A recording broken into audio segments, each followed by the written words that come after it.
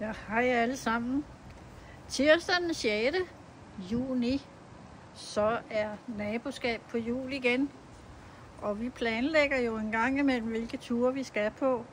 Og så tænkte vi en havnerundfart nede ved Ishøj Havn. Turen derhen, det er jo forbi Store Vejleå, det meste af vejen, og ned til Tranegilde. Og så kommer vi ned til det kunstigt anlagte, fantastiske havne, hvad skal jeg kalde det for havne, det ved jeg ikke, arrangement. Hele kyststrækningen er jo spændende, og derfor vil vi gerne køre lidt rundt der.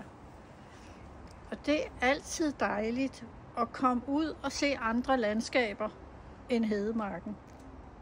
Det har vi alle sammen brug for, og det har jeg også. Sandsynligvis så er det ikke mig, der cykler de gæster, vi har med. Sandsynligvis så cykler jeg ved siden af.